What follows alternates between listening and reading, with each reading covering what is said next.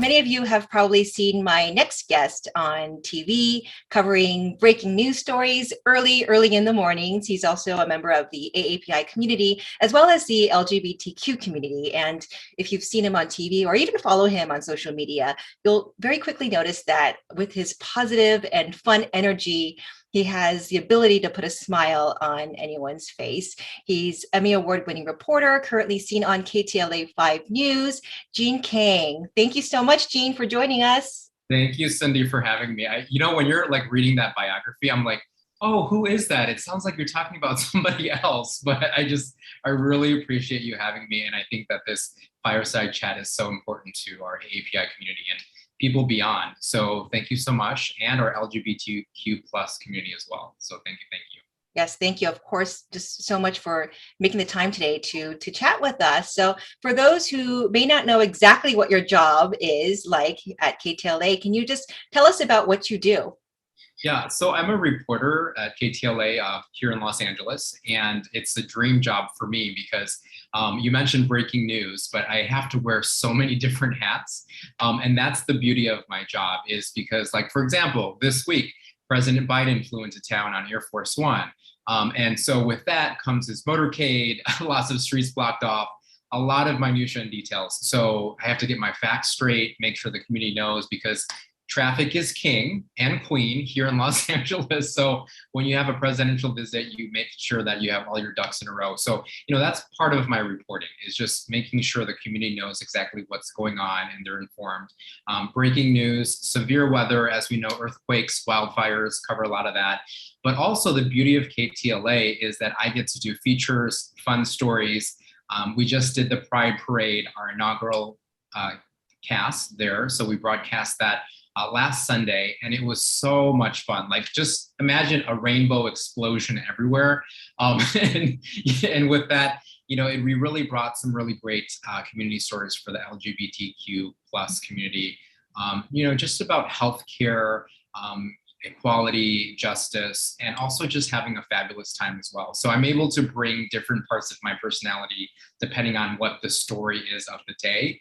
And we also do a lot of BIPOC community stories. I'm getting out really into so many different neighborhoods. As we know, LA is an urban sprawl, so I get to go to everywhere. Like, I wake up at 2-3 o'clock in the morning, and people are like, why do you get up so early? It's like, well, there's makeup, preparation time, getting my facts together, driving sometimes like an hour to location. But I end up in communities, and I think the feedback and how people respond to when they see that blue KTLA live truck, people just come up and talk, and they just want to say hi. And that's something I've never seen in my 18 years of broadcasting. So that type of positive energy and people just wanting to get to know you and tell you their stories, I think it's such a privilege. And I really feel like I'm so happy where I am right now. How long have you been with KTLA? Probably, gosh, time flies. During the pandemic, so it's been almost 2 years now. I used to be with NBC for Los Angeles here, and because of the pandemic, I was one of those that was let go in a huge furlough and a nationwide layoff. And I think a lot of people went through that. Whatever industry that you're in, the pandemic was very tough for people. But it's a blessing in disguise, because I ended up at KTLA, which has always been my dream job since I was, I think, 15 years old. Wow. Ever since I would visit my aunt in Diamond Bar and my cousins who went to USC pharmacy school, like, this boy from Chicago who endured these horrible winters, like, whenever I would come here on spring or summer break, and even that week or two with my aunt, I was like, palm trees, beaches, mountains, the topography and the geography of Southern California is completely different. And it's a place I always dreamed of living. And to work at KTLA, like, I'd always kind of check out the news because I think I was always interested in that business when I was younger. And I was like, wow, the stories that they cover are completely different from the Midwest and even, like at the East Coast in New York City. So our stories here are very unique in that way.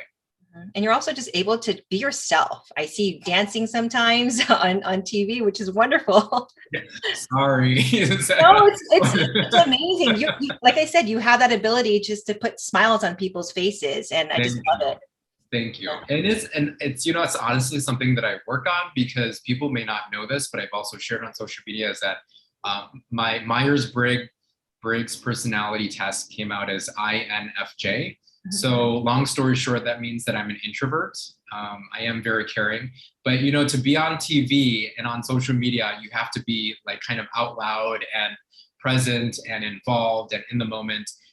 So I really do have to rehearse and practice that like every single day because it is my real personality, but I guess my wild side comes out on TV a little bit, my controlled wild side. Okay, your controlled wild side. But I'm one of those who, if you ask me, would you rather Netflix and chill on the couch with my husband, or would you rather be around like 1,000 people out at a parade? Definitely eating ice cream, Netflix, chill at home, like with our cat. So I enjoy my peace and quiet. I think that's how I really re-energize. However, there's other people who are extroverts. They're natural extroverts. They love being around thousands of people, and that's how they gain their energy, right? So there's different types of personality, but I guess for TV, I kind of turn it on, if you will. I turn it on for the audience. That switch goes right on. Goes on, yeah. And I know in the news industry, many people have to start off in smaller markets, smaller cities, and they slowly make their way out to places like LA, a huge market. Tell us about your professional experience, your history leading up to landing a job here in LA. Yeah.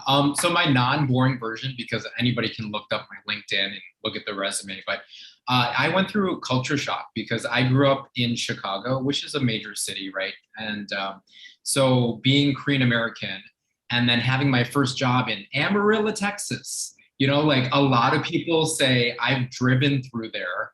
A lot of people don't say I've lived there, right? So I worked there for about 11 months. And my very first job, I was very blessed and fortunate because the news director there, Carrie King, coming out of college, not having any experience on here, she gave me a shot and she's like, you know what? I want to hire you as the anchor for our noon show. And I was like, what are you talking about? Like, I thought I was going to be a field reporter, an anchor. And I found out that it was the #1 show, small city, but it was a CBS affiliate. And she's like, no, you're going to solo anchor the noon show. I was shocked. I was so nervous, and I packed my bags and I left Chicago. I left my family. I left my husband at the time, and we've been together for 25 strong years, but we believed in each other. And that was the beginning of my journey.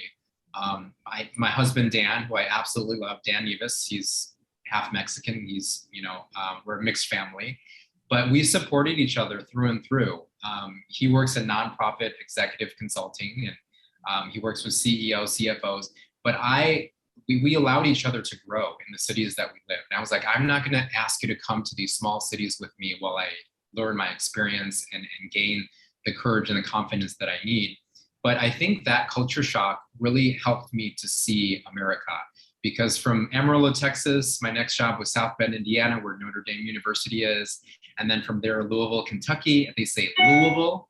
They don't say Louisville. So, that's what the natives say, but that's where Churchill Downs is. That's where the Kentucky Derby is. And I got to see so much of America, living in that part of the country. And then I moved on to San Diego, not too far from Los Angeles, the beach city, beach capital of the world. Extremely beautiful place on the coast. And then I ended up here now 18 years later here in Los Angeles. So I've been here for about 5 years. And I have to say that I absolutely love it. Despite the traffic, I absolutely love this place. It's amazing. And all the freeways, right? I've never seen anything like that in my life. Like, if you grow up in the Midwest, the highways are like maybe 3 to 4 lanes, maybe 5, right? Coming here, they're like these monster freeways. They're like 6 to 8 lanes both ways, and connectors. And it's just, you're like, what an amazing city, in the fact that it's such a huge metropolitan area and so many diverse neighborhoods. And I love that, because you can go out today and hear 5 to 10 different languages. Like, literally in my neighborhood in West Hollywood, I go out to get groceries. I'll go out to Target. I'll walk out there at Trader Joe's. I hear Russian. I hear Polish. I hear Korean, Japanese. I hear people of Slovakian languages. It's like, it's so diverse. And then I think that's the beauty of at least living here in Southern California. And you just walk one block and it's a different community, and then you walk the other way, another block, and it's a whole new language and a whole new world, right? And you get to explore so much in the different communities, you know. Right. When you first started off, were there a lot of Asian American representation in the news? I'm totally shaking my head no, because when I grew up in Chicago, and I'm turning 45 this year in August. Happy birthday to me. Happy birthday. Happy birthday to me. A lot of people, you know, when they look at me, thank goodness for my Korean American DNA. But I'm, you know, 45. People think that I'm 25 or 35, and I just say thank you. You know, like if I look youthful and I have that kind of energy, I'm so appreciative. But going back to your question, I have always thought that unfortunately Chicago is literally quite black and white when it comes to newscasters. And you can still go back there. I was just visiting last month and I turned on the news. It's like very heavily Latino, black, and white. And then any other culture or cultural heritage in between, you don't really see a lot. And so you can quite honestly, I know all of the Asian broadcasters on TV there, because there, I think, are less than 20. You know, that's including South Indian as well. But because of the Asian American Journalists Association, which is nationwide, I've been able to network and meet a lot of people from coast to coast. But unfortunately, in the Midwest, I think they're still struggling for diversity and inclusion.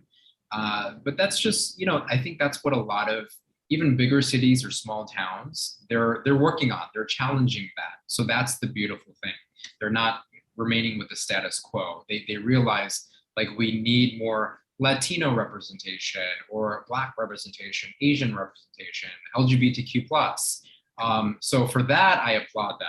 Like, I don't want to sound negative, but just growing up, that's how I saw the newscast, and I never saw anybody that looked like me. So when I went into broadcast, my parents thought that I was absolutely crazy. They're like, my dad's a veterinarian. My mom is now a former ICU nurse. So they thought their firstborn son is, going to go into the medical field, or maybe you can be an engineer or a lawyer. Those are very typical Asian fields, right? And so I think that kind of putting me into a box, I'm very rebellious in a way. Hopefully it's a good rebellious, but I realize that there are so many different career paths. There are so many different missions on this planet. And I am so grateful to Leanne Kim. She was an anchor, longtime anchor in San Diego, and a good family friend. But it was at her wedding reception. I was 19, I still remember. And I was in the pre-med, looking into science, biology, studying those courses. And that was my path. And it was because of her looking at this, you know, very young, I probably looked like a little kid, but she pulled me over at a wedding reception, all dolled out. And this was her day, right? Her and her husband. And she's like, so Gene, I want to talk about the future with you. What's your future? What's your career mission? And I was like, what are you talking about? You know? And that, I think, helped to change the trajectory of my career, because she said, I don't know, I think you would make a good TV, a broadcast journalist, because you seem to be a good talker and you're good with people, and you have like a caring, and you seem to tell stories well. And I literally never thought of broadcast until she planted that seed in my head. And I always bring her up because I think when people are young, you know, youth, they really need some type of mentor or support. So she really turned me on to this whole broadcast thing. And, you know, almost 20 years later, I'm still doing it. So because of her, yeah. And because of her, she kind of plucked me out. As she's Korean American as well. And she plucked me out. And she was like, as a good family friend, she's like, let me tell you, I think you may be kind of the future of broadcasting. And I told her the same thing. I was like, I've never seen anybody that looks like this on TV. Like, what, and gay? Like, what are you talking about? You know? But I'm forever grateful for that kind of, you know, opening up the doors, if you will, and opening my mind. Right. That's wonderful. I mean, I also, you know, my father was in broadcasting. So I grew up, you know, always watching TV news. And I remember back then, this is the 80s. I just aged myself, but back But you're only 25, Cindy. I am, that's right. And you're what, 24? Yeah. Exactly. But I remember back then watching the TV screen, and I think the only person that I saw was maybe Connie Chung back then. Yeah, yeah. Yeah, there was, no Asian person, because my father worked for a Korean station and he was a Washington correspondent. So I only saw, a lot of the Asian news, but watching mainstream news, I didn't see that many people. So I think we've come a long way, of Yeah. course, but it's just wonderful. And what does it mean to have more AAPI representation in the media? Why is it so important? It's so important because I know every community out there is fighting for more representation. I mean, I quite literally have friends of every background. Like my own family is very diverse. I married into a Mexican family, and I have in-laws who are Black, Latino, right? Some of my best friends are Black, Latino, Asian, white, very, very diverse, Middle Eastern. And that's the beauty is that I think each community is fighting so hard for representation. But, what does that mean? Like, does that quantity mean just more Asians on TV? Yeah, on a very superficial level, yes. However, it's also getting the voiceless a voice, right? That's originally why I got into TV news, is that I realize that there are underrepresented communities. And if people feel powerless, then they feel like there's like big companies and there's nobody to kind of help them out. And I think that's where the broadcasting, at least for me, was bridging that gap. So like an example, for the very first time at KTLA, we had the Stop AAPI Hate. It was called Breaking Bias. And it was an hour-long special. And because of our management team, who really believed in us, they brought together Filipino American, Korean American, Laos American, Japanese American, right? All of these broadcasters, and we co-hosted this hour-long show, looked at different resources. And we also were able, because the producer said, can you share something really deeply personal of going through racism? And so I shared about growing up in Chicago and having racial slurs spray painted on our garage door, neighborhood kids, calling us the C word and the G word. You can look that up if you don't know what that is. But very offensive words, screaming at us, throwing bricks at our homes.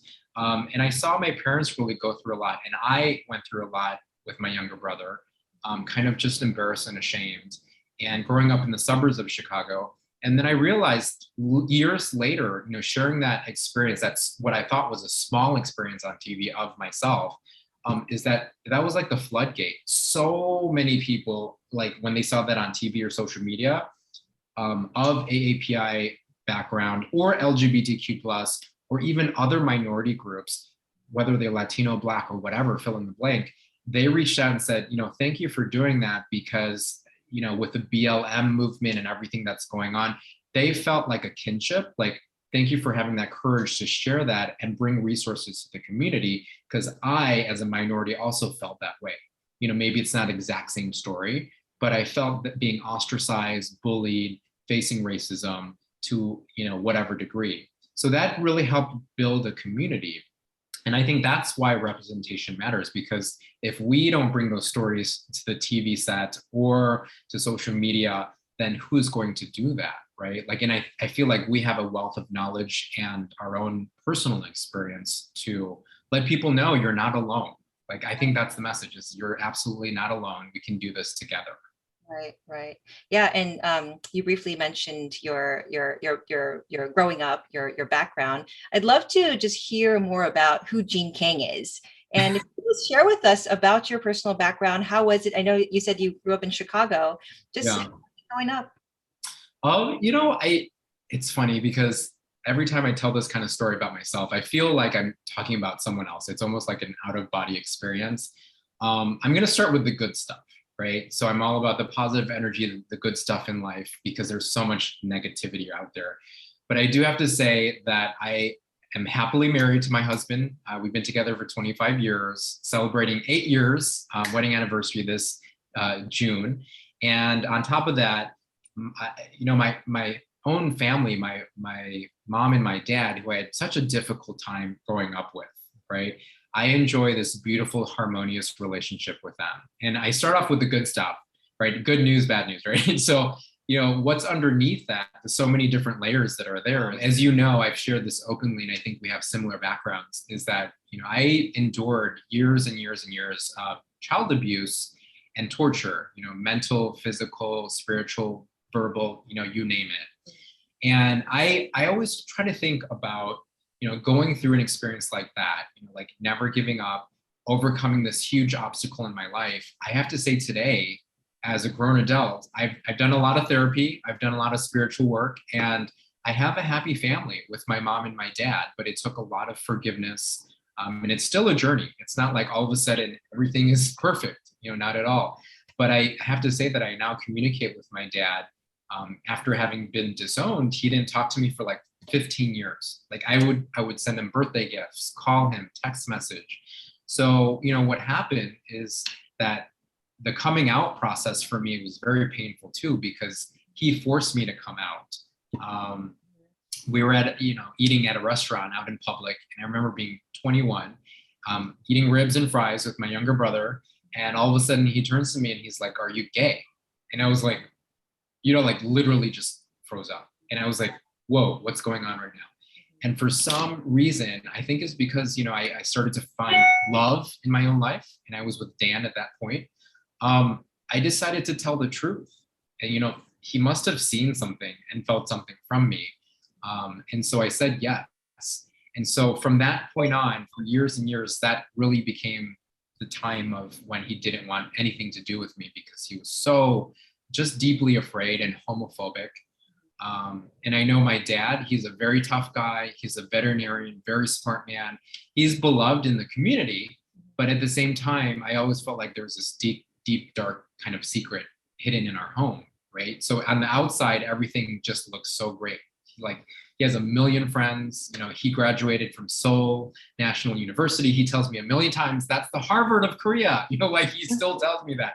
Right. But, very well educated. But I really think that also underscores that domestic violence and child abuse, whether in the AAPI community or LGBTQ plus community, remains kind of hidden. So I feel like we need to talk about it. And it's also in other communities. But, no matter how accomplished somebody becomes, or how well known they are, it's still there, right? And my dad, I try to understand him, but he grew up extremely poor in the countryside of Korea with 8 siblings. I don't know how he ended up going to the Harvard of Korea, but it was sheer determination, right? And for him, kind of looking at his life, it helped me to forgive him a little bit more. I'll never forget about what happened, but I do forgive him. His circumstances were very extreme. His father died when he was very young. And then he went off to the military, and he learned some really horrible, cruel things in the military, which unfortunately I think he brought to our house. And then me being the first son, there were so many expectations, and a lot of that was put onto me. And I don't condone the child abuse. No child should ever be treated like that. But I kind of understand, how did his life become so hard that he would come home and just making it a living hell for all of us, right? My mom, my brother, me. But yeah, no, therapy has helped a lot. Spirituality, my Buddhism has helped a lot. But I realized that if I'm going to transform my family, like I need to be the one who starts forgiving myself, being compassionate with myself, being happy and being loving and being that kind of positive person in my environment, because I'll wait until my dad dies if I want him to be the one who kind of starts, if that makes any sense. Yeah. We can't wait for everybody else to be the change in the world, right? I feel like I need to be the start of that. Mm-hmm. And also you forgot to mention, and loving yourself, right? Yeah, totally. That's so important. I think that there's so many important things that you mentioned right now. And first of all, thank you so much for sharing your personal experience with us. Of course, you and I have, talked many times, so we both know about this. But just thank you so much for sharing that on this in this interview. And I think it's so important that more of us Asian Americans talk about these issues, because as you know, growing up, and as I know growing up, being a survivor of child abuse myself, and it's just something that it's forbidden. You're not supposed to talk about that. You're not supposed to talk about things that'll embarrass your family or embarrass your parents, because they were the ones that, supported you and sent you to school and put clothes on your back. So it's just very, I think, traumatizing even more growing up, because we're not allowed to talk about these things. So it's just so important. And thank you so much for just, putting it out there and starting these discussions out there too. And, I think there are a number of issues. It's not just the child abuse, but also being gay and being Asian American. I think there's a lot of work to do, but it's slowly, right? It's getting a little bit better. I think that more people are encouraged to come out, but I think there are still a lot of people who are not able to because they're too afraid. Yeah, and I think that's the fear, right? And for me, I realized that I always was different, and for me, that difference meant that I was not acceptable, or nobody will love me, or I shouldn't love myself. Really is the worst feeling, right? And so there's a lot of youth, just in general, that unfortunately they believe. I saw a quote on social media as we were doing the We Hope Pride Parade with KTLA. It's more than just unicorns and rainbows and looking fabulous and having glitter, right? And yes, looking great is awesome, but what really matters is on the inside. Like, how are we helping other people? What are the causes that need support? And there's a thing called Trevor Project, and they help LGBTQ plus youth who either are homeless or really like suicidal ideologies. And they believe, I saw on social media, there are still youth out there, even in 2022, that believe it's better off being dead than it is being who you are.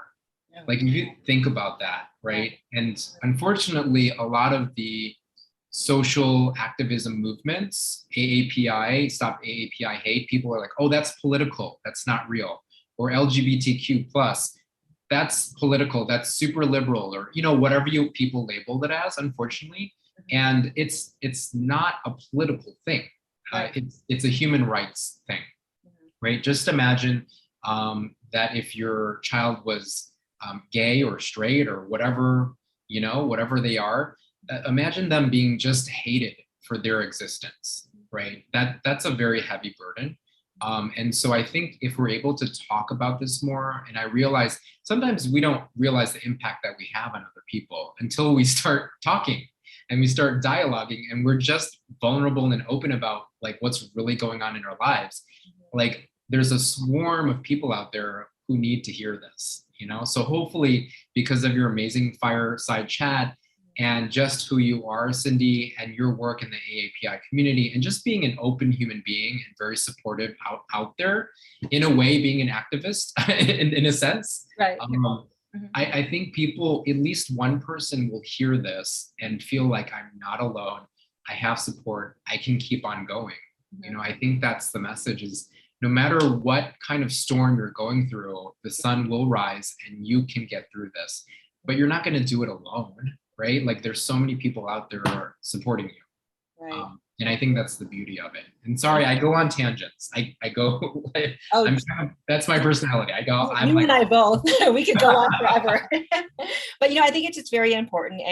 And just, you may not realize, you yourself, being, who you are and the job you have, and just the representation that you're putting out there. You're encouraging a lot of people just to be able to talk about these types of issues, or just be free and be, proud of who they are.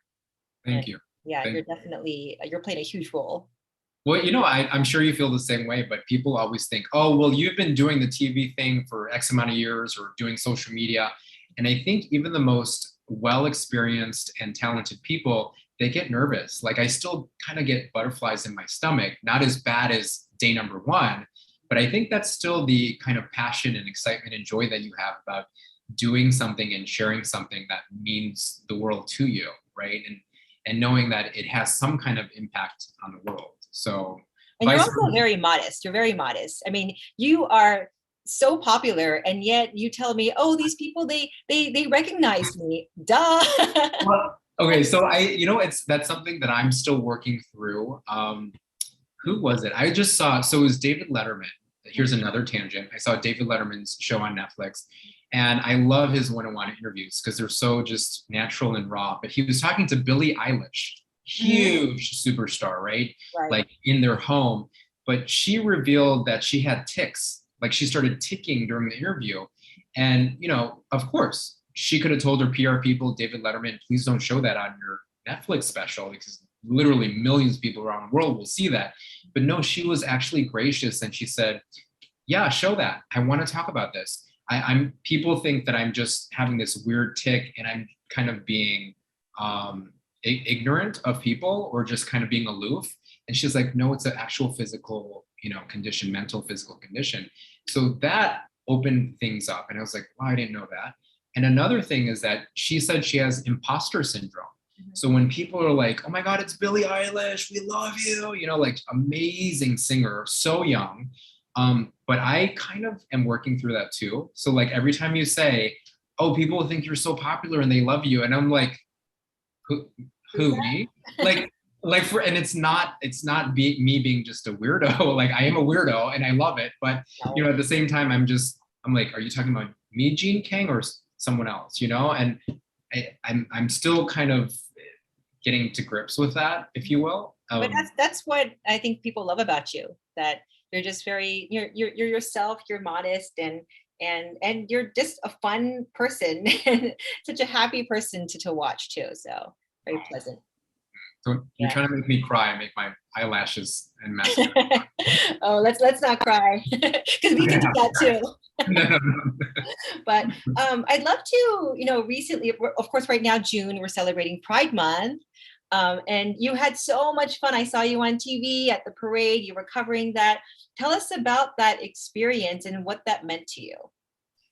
I think I'm also processing that whole experience because this was literally just a week ago on Sunday. So that was the first time ever that West Hollywood held their own Pride Parade. For whatever reasons, the host of it that was there for decades, they decided to have their own LA Pride Parade and move locations. So the city of WeHo and a lot of sponsors came together. It was a very big event. And I was shocked that our executive producer, Marcus Smith, asked me to be, you know, part of it. And so we had a whole show out there, a whole production. The anchors were out there with Karamo, who's a very well-known person in the community. He was on Queer Eye and one of the co-hosts. So it was Cher, Pedro, and Karamo. And then they had a bunch of field reporters. So it was John, Wendy, myself, Megan. We had a big party bus, a double-decker. You know, I saw that. It was a huge event. And so I was out there, and my job, my mission of the day was just to be talking to the people on the floats and talking about their mission, like Project Angel Food, you know, providing their 5 millionth meal, you know, to people who are critically ill, you know, going out there delivering meals. I'm like, what a beautiful thing. I ended up talking to, you know, 5 different organizations. And then I was like sweating, running around and like still trying to, you know, look good for TV, putting on my makeup, glistening, right? And we were out there in the field and I was just there with my field producer and my photographer and our security guard. And it was just like so much joy and happiness out there. And just talking to the people enjoying the parade and getting to know them about who they are and just being ourselves, if you will. You know, like 1000% authentic, you know, and for me, what the pride and joy was talking to all of these young people and seeing how hopeful they were, because that made me so hopeful. They're like, a lot of people are like, this is my first Pride Parade ever, or I'm just coming out for the first time. And oh, by the way, I'm putting you on KTLA for the world to see, right? And I think that for me was the highlight because it was all of this celebration of who we are. And instead of denigrating or, you know, a lot of people of LGBTQ plus community, they don't feel this kind of celebration across the nation, right? They don't see this in smaller towns. So to have that broadcast, not here locally, but just on social media, on YouTube, you know, like literally around the world. And I started seeing the comments and people like quite literally like, this is amazing to see this. Right? Like just so much joy and pride from our management, just an open celebration. So that's what it felt like. It's just celebrating who we are, what we've done, and so much more work to do in the community. Well, it was And beautiful. acceptance and love. Right, right, of course. You guys did an amazing job covering that. It was just so much fun to watch. Thank you. Thanks for watching. Well, Gene, we could go on forever. We haven't even started yet. It's almost like, but I hope you can. Thank you so much, first of all, and I hope you can come on again because we could go on and talk about so many different topics. You and I. I know, totally. And I just want to say thank you from the bottom of my heart on starting this project. I know it's going to be a huge success because Cindy Shin, you are just an amazing human being to begin with. And just the fact that you're reaching out to different communities, I think it means so much, even beyond these two communities. I think that's the beauty of something like this, is there could be people from the Black community or the Latino community, Middle Eastern, who feel like a kinship or connection of, if these folks can talk about it and there's something I want to talk about, let's do it. Let's talk about that. And that really just opens things up for humanity, really, right? So thank you. Thank you. Thank you so much. And happy anniversary, 8th anniversary to you and your husband, Dan. Thank and you. I look forward to seeing you again. My best to your family, your husband, and your adorable kiddos. Oh, thank you so much. The cutest in the world. Thank you.